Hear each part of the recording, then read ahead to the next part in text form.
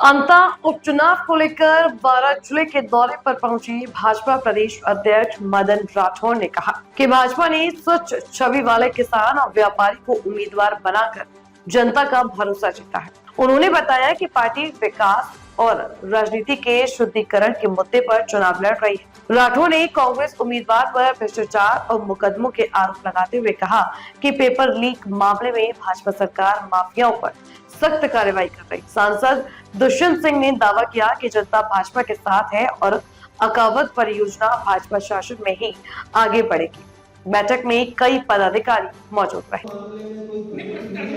आरोप सही था लगाया जो ऊपर प्रमोद भाई ऊपर आरोप लगाया तो सही है या तो अमित शाह जी द्वारा तो दिया गया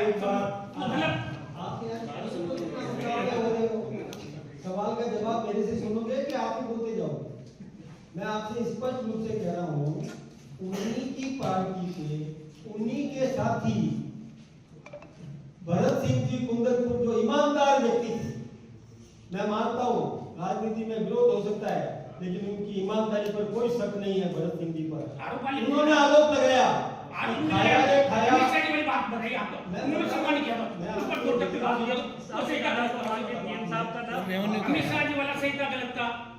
उनको सम्मान दिया, बताइए आप। मैं एक बात आपसे कुछ नहीं, आपके सम्मान दिया अमित शाह जी द्वारा सम्मान किया गया। सुनोगे आप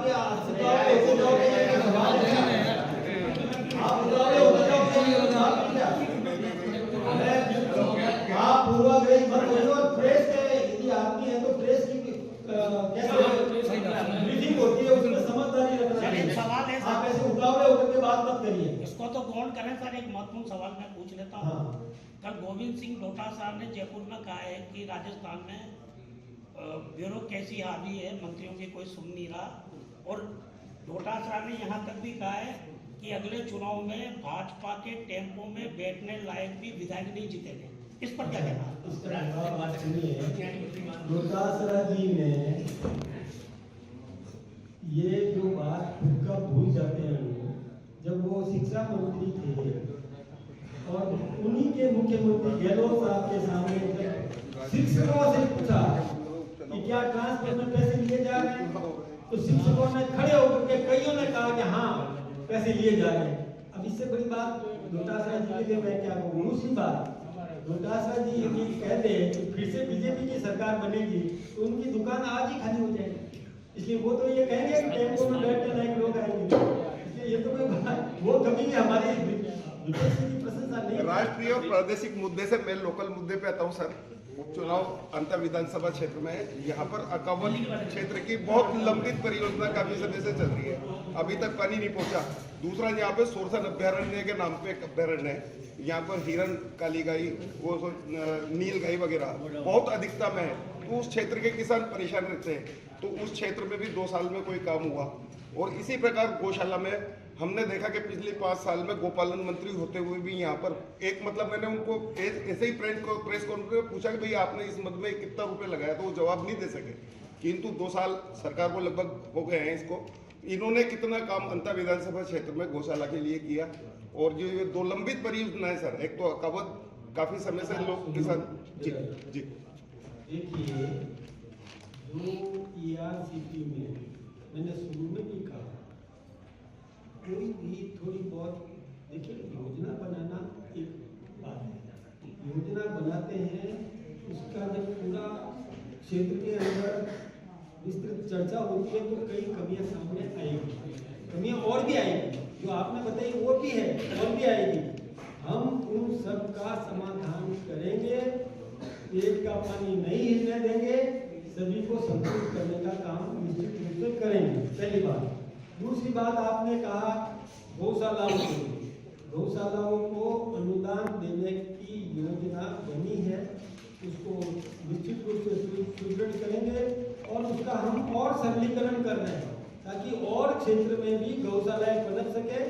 इसके लिए भी हम योजना हम कार्य करेंगे और निश्चित रूप से गायों को बचाएंगे। तीसरा, आपने तारबंदी की बात कही कि रोज जिसको नील गाय से किसान परेशान है। पूरे हिंदुस्तान में समस्या है, ये कोई केवल अंतर की नहीं, पूरे हिंदुस्तान की समस्या है। कहीं ज़्यादा है, कहीं कम है। उसके लिए भी हमने सब्सिडी की घोषणा की है। कई स्थानों पर मिली है, बाकी स्थानों पर भी हम विस्तृत रूप से सरकार के साथ बैठ करके इसकी चर्चा और कर लेंगे। इसको बढ़ाने की बात हम हमारे दिमाग में है, योजना में। एक तरफ तो अतिवृष्टि से किसान परेशान, अंता विधानसभा क्षेत्र में उपचुनाव होने वाले हैं। इस उपचुनाव में हमने एक योग्य, सेवाभावी, सामान्य परिवार से एक किराने की दुकान चलाने वाले किसान को उम्मीदवार बनाया।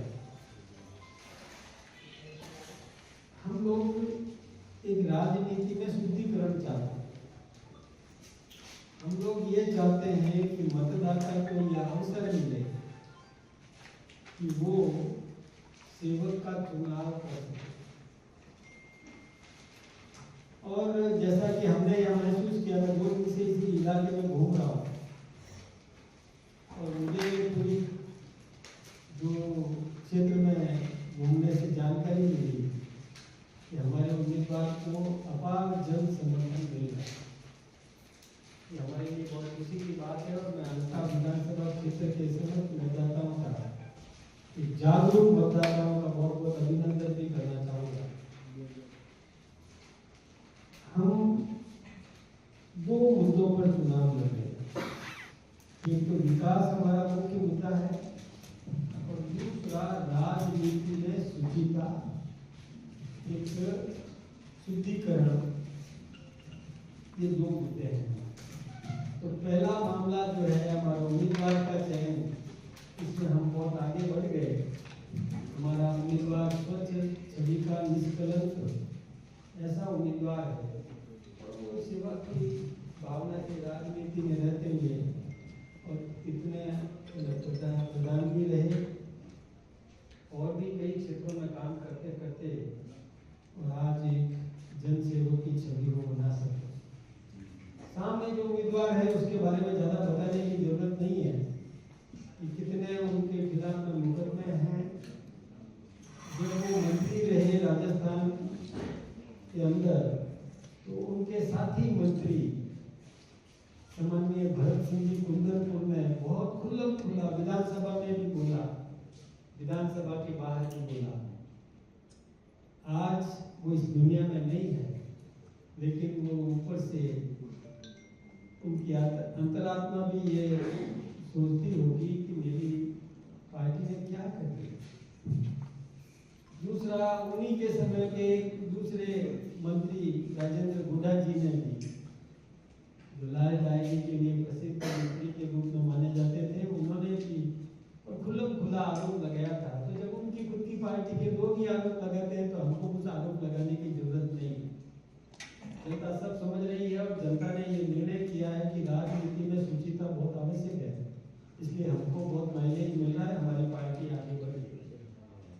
दूसरा, हम विकास का जो हमारा मुद्दा है, चाहे केंद्र को ले लें तो केंद्र में भारत की प्रतिष्ठा बढ़ाने में हमारे देश के प्रधानमंत्री नरेंद्र भाई मोदी जी के नेतृत्व में जो सरकार बनी है वो दुनिया में एक बहुत शक्तिशाली नेतृत्व के रूप में और उभर करके आया है।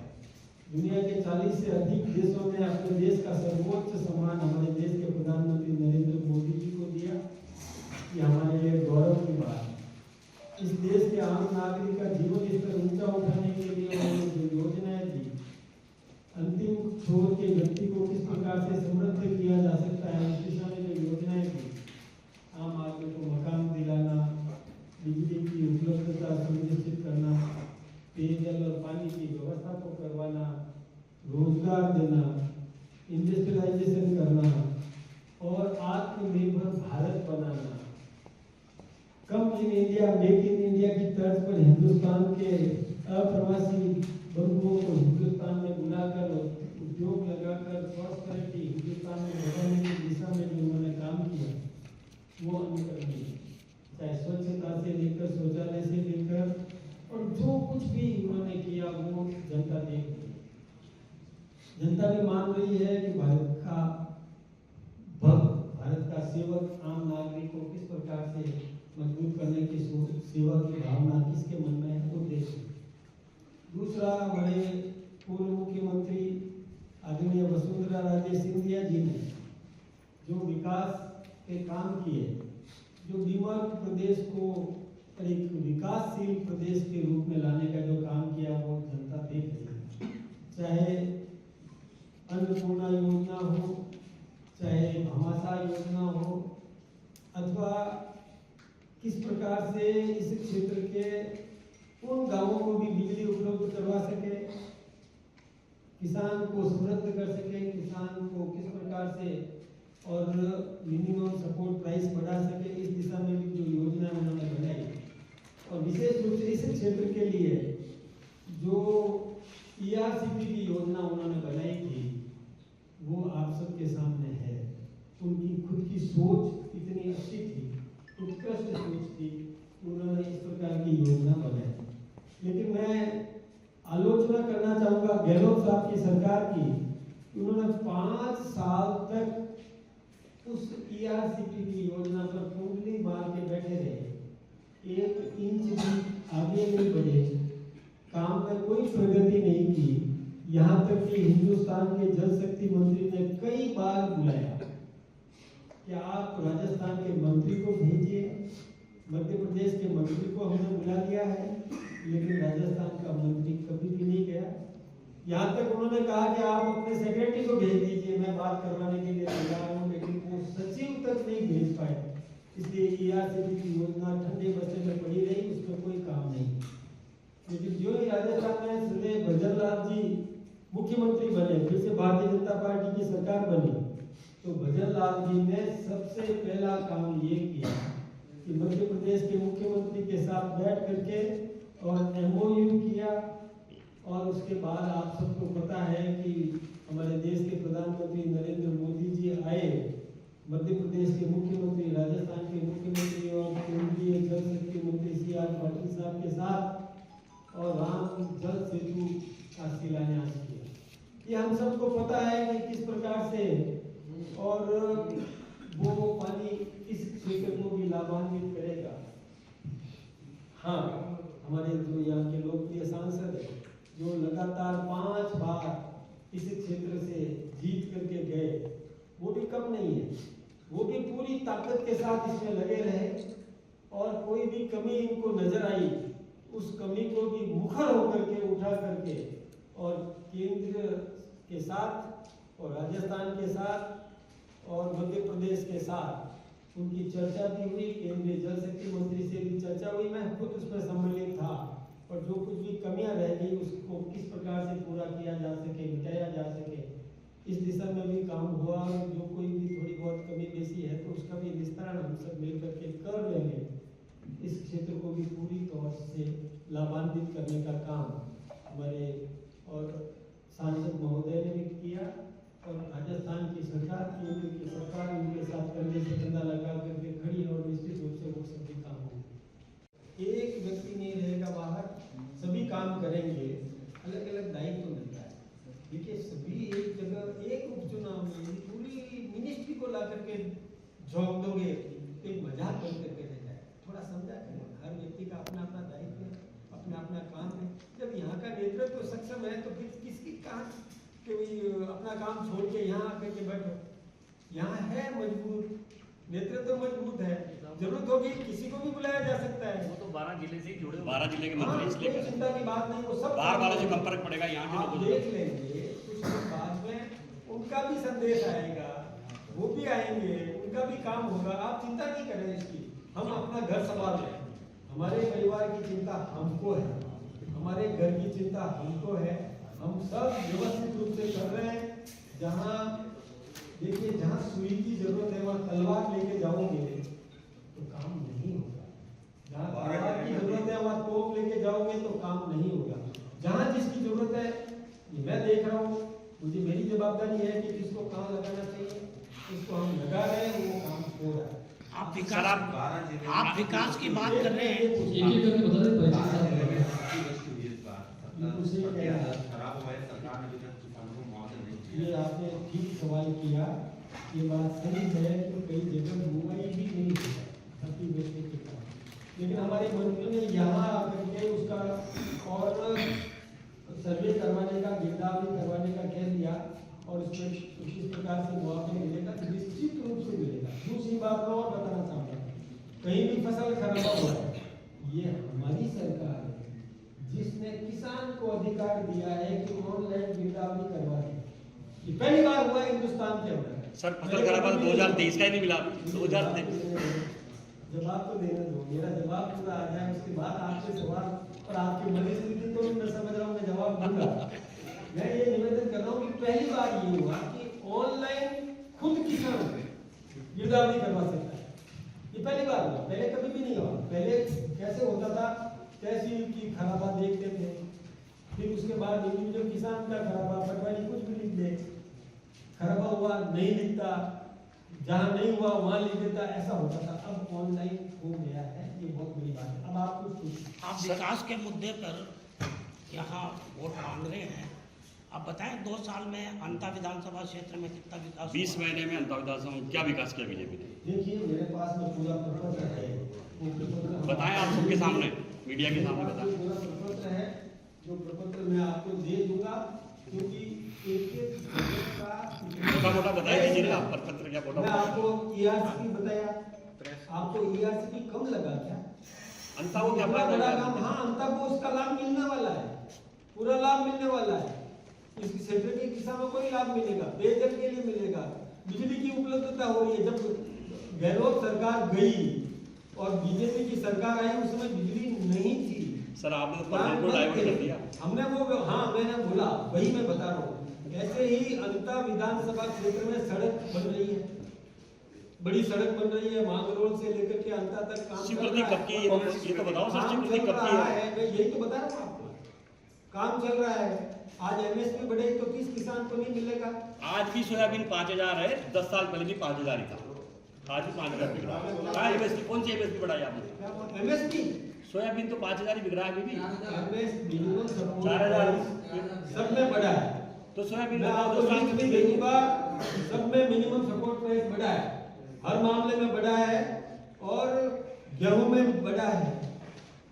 इसके अलावा सब्सिडी देने का काम हम कर रहे हैं, ये आम किसान को मिल रहा है। दूसरा, आपके यहाँ पर जब इंडस्ट्रियलाइजेशन होगा, किसान आम आदमी को रोजगार मिलेगा, नौकरियां 1 लाख से अधिक दे दी, तो जिसको नौकरी मिले, सरकारी नौकरी की बात कर रहा हूँ, तो जो इसमें सक्षम है उसको नौकरी भी मिलेगी। पूर्वाग्रह से ग्रसित होकर के सवाल मत करिए। कोटा में एक सुगबुगाहट छोड़ाया कि हो सकता है कि अंता की जनता मंत्री चुन रहे। देखिए, जो भविष्य में किसके भाग्य में क्या लिखा है, मेरे भाग्य में भी कभी नहीं लिखा था, कह नहीं सकता। अचानक राज्यसभा में भेज दिया, अचानक प्रदेश अध्यक्ष भी बना दिया, तो किसके भाग्य में क्या लिखा? हो सकता है अंता से जीत के आए वो मंत्री भी बन जाए, तो संभव है। आप इसको भाग्य मान रहे हैं। हमारे 5 बार के सांसद महोदय रहे दुष्यंत सिंह जी, तो आपकी सरकार ने अब तक मंत्री नहीं बना पाया, तो आपको पहली बार जिसको प्रधानमंत्री उसके लिए बोल के आए। दुष्यंत सिंह जी एकदम खुश है, नहीं, बात खूब चलती है। मैं आपको बताऊं कि बिना अपॉइंटमेंट के प्रधानमंत्री से मिलते हैं, मेरे सामने की बात है, और प्रधानमंत्री जी से मिलकर के इन्होंने जो काम करवाया इस अंता विधानसभा क्षेत्र के लिए, वो भी मैं, यदि आप सुनना चाहो तो मैं पूरा सुना भी दूं। वो सब सक्षम है, और निश्चित रूप से दुष्यंत सिंह जी को भी जो सम्मान मिलना चाहिए, इससे अधिक सम्मान और भी मिलेगा, चिंता मत। सर आज आप दुष्यंत सिंह जी की चिंता मत करो, वो हमारे साथ साथ में। कांग्रेस के राष्ट्रीय अध्यक्ष खड़गे ने कल बयान दिया दिल्ली में, आज समाचार पत्रों में भी है, वो कह रहे हैं कि आरएसएस पर प्रतिबंध लगाया जाए, आरएसएस और भाजपा मिलकर ही। खबरें जो आपको जोड़ती हैं सीधे हमसे, जिनका आपकी जिंदगी पर होता है सीधा असर, खबरों की वही तस्वीर, बिना बदले बिना डरे।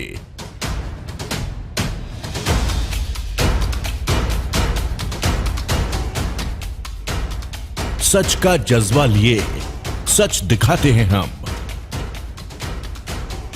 आपकी आवाज के साथ TNI आवाज।